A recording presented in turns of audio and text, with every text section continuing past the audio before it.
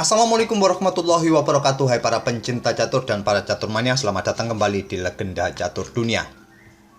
Untuk menunggu turnamen berikutnya kawan, admin akan coba ulas satu partai duel antar engine yang terjadi di Super Final TCEC Season ke-21 yang berakhir 2 hari yang lalu antara dua raksasa langganan juara Stockfish versus Lila J0. Kebetulan turnamen ini kawan berlangsung selama 2 minggu dan kebetulan juga berlangsung bertabrakan jadwalnya dengan turnamen-turnamen yang lain, jadi admin tidak mempunyai kesempatan untuk mengulasnya di minggu-minggu yang lalu.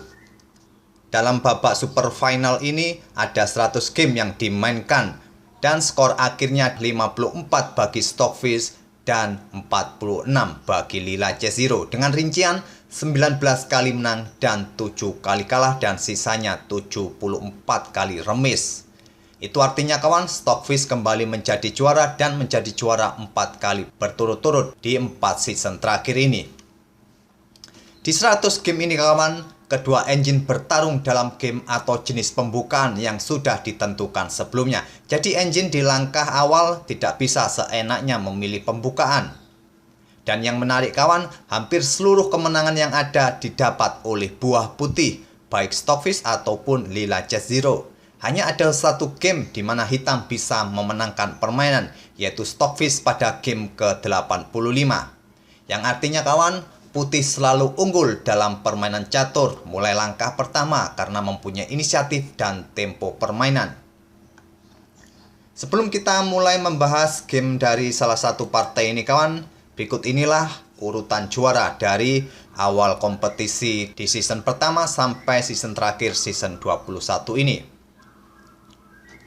4 musim terakhir, Stockfish sangat dominan sebagai engine catur terkuat diikuti oleh Lila J0. Di video ini kawan, admin akan coba cover game di mana Stockfish bisa pegang hitam untuk mengcounter permainan putih. Dan perlu diketahui kawan, di season ini di Super Final 100 game ini kawan, Stockfish bermain dengan versi 14, sedangkan Lila J0 bermain dengan versi 28. Di game ke-85 ini, Stockfish pegang hitam, Lila J0 pegang putih. Lila mengawali dengan pembukaan Inggris pion C4, yaitu pembukaan yang sudah ditentukan sebelumnya oleh panitia kawan, dan kita dapati variasi symmetrical dalam permainan Inggris ini. Kenapa disebut variasi symmetrical kawan? Karena posisi-posisi bidak sangat simetris. Pion A3 lanjut Lila, pion E6, pion B4. Langkah ini jika kita lihat dari kacamata Stockfish versi lama ataupun versi terbaru, langkah putih ini merupakan langkah kesalahan di awal pembukaan. Tapi mungkin Lila J0 sudah memperhitungkan variasi ini hingga ke beberapa cabang langkah berikutnya. Ini dimanfaatkan oleh Stockfish mengorbankan kudanya pukul pion B4, sebuah langkah yang cukup agresif kawan, yang cukup berani di awal-awal pembukaan sudah mulai mengorbankan kudanya. Tapi di beberapa langkah berikutnya kawan-kawan pasti tahu maksud dari Stockfish mengorbankan kudanya ini. Pion pukul kuda dipukul balik oleh pion C mengancam kuda. Jika kuda ini pindah kawan, maka beteng yang ada di belakangnya akan tewas. Inilah tadi kesalahan dari putih memainkan pion B4-nya dan dimanfaatkan oleh hitam melakukan pengorbanan kuda sementara. Di sini Lila J0 melangkahkan kudanya ke petak B5. Tujuannya jelas, mungkin dengan melakukan pengorbanan pertukaran perwira, kuda nanti akan melakukan skak di petak D6 untuk menghilangkan kesempatan rokade hitam. Tentu saja gajah pukul beteng. Selanjutnya kuda putih bergerak atau berkembang ke F3 untuk mengontrol peta E5 ini kawan, agar gajah tidak bisa bergerak ke peta ini untuk mengontrol peta D6. Di sini hitam atau Stockfish menarik mundur gajahnya ke F6. Kuda putih ke D6 skak. Raja bergeser ke F8. Sekarang pion C5 memperkuat posisi kuda. Pion A5 memperkuat posisi pion B4 dan sekarang pion D4.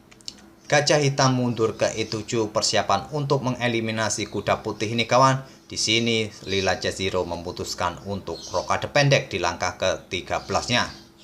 Raja hitam bergerak ke G7, mungkin di langkah-langkah berikutnya persiapan untuk membentuk formasi seperti melakukan rokade pendek kawan. Dan di sini gajah putih bergerak ke B2 untuk memberikan kontrol atau persiapan discover check di diagonal gelap ini. Pion A4 lanjut stockfish. Pion G4 balas lila C0 mencoba melakukan serangan di sayap raja. Diantisipasi dengan pion F6. Kuda putih lompat ke D2. Sekarang pion H6 lanjut stockfish, membentuk barikade pion untuk melindungi rajanya. Juga untuk membuka petak-petak bagi keleluasan rajanya bergerak bila ada serangan dari putih. Dan lila C0 terus melakukan serangan di sayap raja dengan pion F4. Dibalas dengan langkah beteng naik ke A6, memberikan pressure bagi kuda di peta D6 ini. Langkah beteng hitam naik ke A6 ini cukup unik kawan. Menurut stockfish versi lama atau versi 10 mungkin, langkah ini adalah langkah kesalahan hitam. Ada cara berpikir yang berbeda kawan antara versi lama dengan versi terbaru. Di sini putih atau lila C0 merespon dengan langkah kuda ke E4 untuk melindungi atau memperkuat posisi kuda di peta D6. Pion B6 lanjut stockfish. Pion H4 balas lila C0 dan sekarang beteng hitam naik ke H7. Di langkah berikutnya mungkin raja akan bersembunyi atau bergeser ke peta H8 atau ke peta F8 sehingga nanti betengnya bisa bergerak ke lajur G atau ke lajur F nantinya. Dan lila pun membalas dengan langkah gajah mundur ke A1 menghindari serangan dari pion di lajur A. Raja hitam bergerak ke F8. Menteri putih ke B1 mengancam pion yang ada di peta B4 dan pion B3 lanjut stockfish. Stockfish versi lama kawan menyarankan hitam memainkan pion F5 terlebih dahulu dengan tempo menyerang kuda. Setelah kuda mungkin menghindar, barulah hitam bisa memainkan pion B3. Tapi cara pandang versi terbaru pada posisi ini langsung memainkan pion B3 dan dibalas dengan langkah pion H5 oleh lila. Beteng hitam bergeser ke G7. Pion G5, pion-pion di sayap raja terus merangsek untuk merusak struktur pion hitam di sayap raja kawan. Dibalas atau diladeni dengan langkah pion G pukul pion H5. Stockfish kembali mendapatkan pion gratis. Tentu ini langkah pengorbanan yang cukup menarik dari lila C0. Dilanjut dengan langkah pion D5. Kembali membuat langkah pengorbanan pion. Pada posisi ini hitam mempunyai pilihan langkah pion B pukul pion C5 atau pion E pukul pion D5. Saya tidak akan memberikan analisa kawan, tentu analisa dari engine jauh lebih baik. Jadi kita langsung saja lanjut ke langkah berikutnya oleh stockfish memainkan beteng naik ke A5 untuk memberikan pressure bagi pion yang ada di peta C5 ini. Dan lila C0 merespon atau membalas dengan langkah kuda pukul gajah di C8.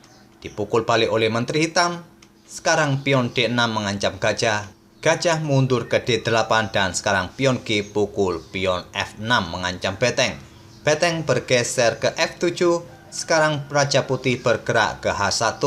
Mungkin di langkah berikutnya persiapan untuk menggeser betengnya ke lajur G. Dibalas oleh stockfish melakukan pengorbanan pertukaran perwira dengan pukul pion di C5. Dipukul balik oleh kuda putih, dipukul balik oleh pion, dan sekarang coba lihat kawan. Materi perwira mungkin imbang sekarang di posisi langkah ke-29 ini. Tapi hitam unggul pion, apalagi hitam sekarang mempunyai 3 pion bebas yang cukup solid yang nanti akan saling terkoneksi. Tentu menjadi kerepotan tersendiri bagi putih di langkah berikutnya. Sampai langkah ke-29 ini permainan stockfish sangat ganas. Kita lanjut ke langkah berikutnya oleh lila C0 memainkan pion E4 untuk memperkuat posisi pion F6-nya nanti dengan kembali didorong maju ke depan. Pion C4 lanjut stockfish, pion E5 balas lila, dan pion C3 terus didorong untuk segera promosi.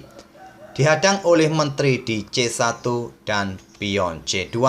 Jika memainkan pion B2 adalah langkah kesalahan kawan karena gajah bisa pukul pion ini. Jika dipukul balik maka hitam akan kehilangan menteri dan hitam akan berbalik kalah. Pada posisi ini hitam atau stockfish hanya mendorong pion maju ke C2 Dan sekarang pion F5 lanjut lila untuk merusak struktur pion dan membuka posisi Raja Hitam. Menteri Hitam bergerak ke C4, mungkin di langkah berikutnya ingin bergeser ke sisi papan kawan untuk melakukan skak, dihadang oleh beteng di F4. Menteri bergerak ke D3, mungkin di langkah berikutnya ingin melakukan skak di petak D1. Di sini beteng putih turun kembali ke F1. Sekarang pion E pukul pion F5. Lila C0 kembali kehilangan pionnya kawan, dibalas dengan langkah gajah B2. Beteng hitam pukul pion F6, kembali Stockfish melakukan pengorbanan pertukaran perwira, ingin mendapatkan pion putih kembali. Pion pukul beteng, dipukul balik oleh gajah. Sekarang putih hanya mempunyai satu pion kawan. Sebuah permainan yang cukup ganas dari Stockfish. Diam-diam ikan juga bisa ganas kawan. Dan di langkah berikutnya, Lila C0 memainkan gajah ke A3 menolak pertukaran perwira. Gajah hitam bergerak ke petak D4. Raja bergerak ke H2, sekarang Raja Putih bergerak ke G7 untuk menghindari satu lajur dengan beteng putih ini. Beteng putih naik ke F3 menyerang menteri. Gajah hitam ke E5 terlebih dahulu dengan tempo skak. Raja mundur ke H1, sekarang menteri ke D1 skak menantang pertukaran menteri. Tentu tantangan ini ditolak. Beteng bergerak ke F1 menutup skak. Dan menteri kembali mundur ke D4. Pada posisi seperti ini tadi kawan, bisa saja hitam melakukan pertukaran menteri. Setelah dipukul balik oleh beteng, hitam memainkan pion B2, tapi dengan variasi ini akan menurunkan tensi serangan hitam kawan. Walaupun posisi hitam masih unggul, tapi dengan variasi ini tensi serangan akan mulai kendur. Oleh karena itulah pada posisi ini tadi Stockfish menarik mundur menterinya ke D4. Sekarang beteng putih pukul pion F2, Stockfish memainkan pion B2 mengorbankan pion C2-nya. Ini adalah taktik defleksi kawan. Menteri putih pukul pion C2. Menteri hitam bergerak ke H4 skak, Raja ke G1, menteri ke E1 skak, ditutup oleh beteng, dan gajah ke D4 skak. Raja ke H2, pion promosi menteri. Menteri pukul menteri, Stockfish tidak pukul balik menteri putih, melakukan skak kembali di petak H4. Ditutup oleh gajah, dan sekarang gajah hitam ke E5 kembali skak. Ditutup oleh beteng di petak F4. Jika Raja Putih bergerak ke petak G2, ke petak G1, atau ke petak H1, maka ancaman skak mat jadi lebih cepat kawan. Jadi di sini Lila C0 menutupnya dengan beteng di F4. Gajah pukul beteng skak, Raja ke G2, dan menteri ke G3 kembali skak. Raja ke F1, menteri pukul gajah skak, Raja ke E1, dan menteri hitam ke H1 skak. Raja ke F2, menteri pukul menteri. Dan pada posisi ini Lila C0 tidak mencoba melangkahkan gajahnya ini kawan untuk menghindari ancaman dari menteri hitam. Di langkah berikutnya dia membuat langkah Raja bergeser ke G2, menteri hitam ke A2 skak, Raja ke G1, dan di sini Stockfish melanjutkan dengan langkah gajah ke E3 skak, Raja bergerak ke H1, dan menteri hitam bergerak ke F2. Ancaman skak mat sudah tidak terbendung lagi kawan. Di langkah berikutnya ke G1 skak mat. Lila C0 hanya memperpanjang langkahnya dengan gajah ke B2 skak. Raja bergerak ke F7 dan selanjutnya skak mat oleh Stockfish di langkah ke-59. Raja Putih pun tewas kawan di sudut papan dengan sebuah skak mat yang cukup standar, menteri dengan dukungan gajahnya.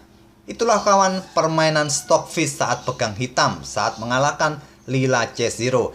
Ini adalah satu-satunya hitam bisa menang melawan putih dalam permainan 100 game yang dimainkan antara Stockfish versus Lila C0. Itulah kawan permainan antara Lila C0 versus Stockfish di game ke-85-nya. Di awal-awal pembukaan tadi menurut kacamata Stockfish, Lila C0 membuat langkah pembukaan yang cukup beresiko dengan memainkan pion B4-nya. Dimanfaatkan oleh kuda hitam melakukan pengorbanan sementara pukul pion B4, dan akhirnya Stockfish dalam awal-awal pembukaan sudah menang kualitas perwira dan unggul 2 pion yang akhirnya Stockfish pun bisa menghancurkan Lila Chess Zero dalam permainan English Symmetrical. Semoga permainan kedua engine tadi bisa menginspirasi kita. Kita akan bertemu di video-video berikutnya. Terima kasih. Wassalamualaikum warahmatullahi wabarakatuh.